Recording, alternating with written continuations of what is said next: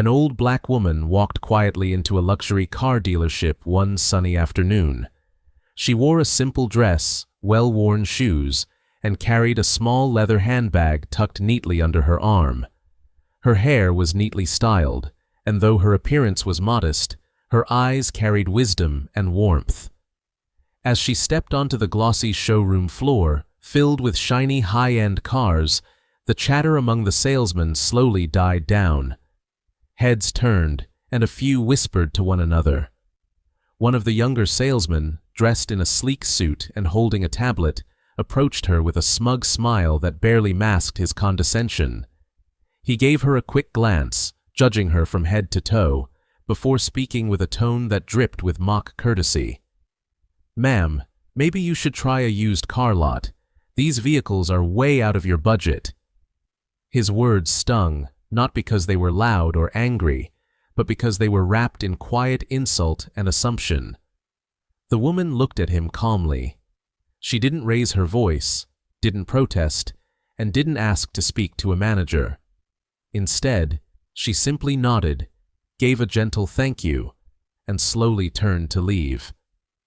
As she walked out the glass doors, the sales staff resumed their conversations, a few of them chuckling and shaking their heads. No one saw anything remarkable in her. No one considered her intentions. No one thought that she belonged in a place filled with million-dollar machines and luxury branding. But what they failed to realize was that appearances often lie, and humility sometimes walks in shoes they don't expect.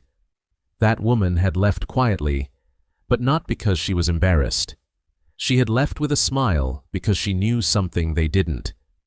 And when the next day came, and a certain vehicle pulled up to that very dealership, the same staff who dismissed her would find themselves at the center of a powerful lesson they'd never forget.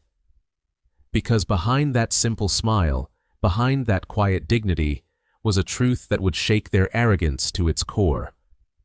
What happened next didn't just turn heads, it flipped their assumptions upside down.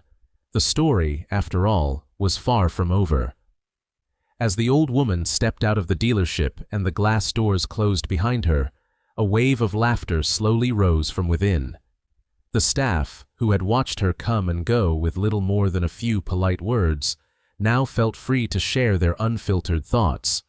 A few leaned against desks, shaking their heads and smirking, their voices lowered, but not enough to hide the mockery. One of the younger salesmen nudged his colleague and scoffed, "Why do they even come here? They know they can't afford it." Another chimed in with a grin, "Probably just trying to take pictures for Facebook or something, make it look like they're shopping for real." The others chuckled, some pretending to get back to work, while still sneaking glances at the door where she had just exited. They didn't say her name. They didn't ask about her story. To them, she was just another person who didn't belong in a place like this, someone out of place, wasting their time. As the laughter faded, they returned to their routines, calling leads, polishing the showroom cars, and sipping coffee. Not one of them gave her a second thought. Not one paused to consider the grace with which she had handled their rudeness. She hadn't raised her voice, hadn't shown offense. She had simply smiled, thanked them, and walked out. To them, that was confirmation that they had been right to judge her. But what they couldn't see, what they didn't understand, was that the woman they mocked wasn't walking away in shame. She was walking away in quiet power. They didn't know her name, didn't know where she came from, didn't know the life she had built, or the legacy she represented. They didn't see the years of hard work, sacrifice, and wisdom behind her calm eyes. To them, she was invisible. But the truth was far from what they believed. The next 24 hours would hold a mirror up to their arrogance. The laughter they shared would echo in their minds, not as something funny, but as something shameful. Because the next day, someone would return, not to demand respect with words, but to demonstrate it through undeniable presence. And in that moment, all their whispered judgments and quiet mockery would collapse under the weight of reality. They had misjudged her entirely. and the lesson they were about to learn would not only silence their laughter, it would stay with them for the rest of their lives. The morning sun had barely reached its peak when the deep, unmistakable purr of a luxury engine echoed through the dealership's wide glass facade. Heads turned as a gleaming black Rolls-Royce Phantom rolled slowly to a stop right in front of the main entrance. The car, polished to perfection, reflected the sky above and the stunned faces inside. It was the kind of vehicle that only the wealthiest could afford, a symbol of unmatched status and success. From the driver's side, a tall, commanding figure stepped out. He wore a tailored navy blue suit that hugged his frame with precision, a crisp white shirt, a silk tie, and a gold watch that caught the light with every movement. His posture was straight, his steps slow but deliberate, exuding an energy that made everyone in the room take notice. The room, filled with confident salesmen who only yesterday were laughing at a quiet old woman, suddenly fell silent. Without glancing at the displays or the staff lined up behind their desks, the man walked straight through the showroom and approached the very same salesman who had turned his wife away. There was no anger on his face, just a cold calm that carried more weight than any shout ever could.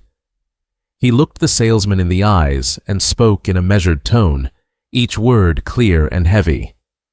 "My wife came here yesterday," he said. "You insulted her. You looked at her clothes, her face, and assumed she didn't belong. You spoke down to her like she was nothing." The salesman stuttered, eyes widening, unsure whether to apologize or defend himself. But the man didn't give him the chance. He continued, "Today, I came here to buy. I'm ready to pay full price, cash, but not from you." The words landed like a thunderclap. Every person in the showroom froze, unsure what to do or say. The manager, who had overheard the conversation, rushed over, trying to smooth things over, offering apologies, and nervously trying to explain. But the man held up his hand, silencing the effort. He looked around the room, letting his eyes settle briefly on each person who had been present the day before, each one now avoiding his gaze. Then he said something that struck deeper than anything else. "You judged my wife by what she wore, but what she wore wasn't a reflection of her worth. It was a reflection of her humility.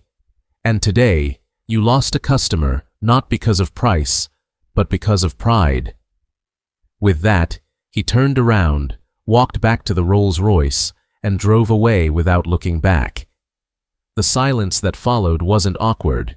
It was heavy with guilt, shame, and the realization that they had not only lost a massive sale, but something far more valuable, their integrity.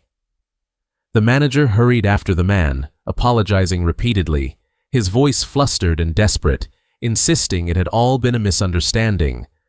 But the man simply offered a calm, knowing smile and replied, "No misunderstanding, just bad judgment." Without raising his voice or showing anger, he turned and walked back to his Rolls-Royce, leaving the entire staff in stunned silence. He didn't buy a car, not from them. That day, they lost far more than a sale. They lost their dignity, exposed by their own arrogance. They had judged a woman by her appearance and failed to recognize the strength and grace within her,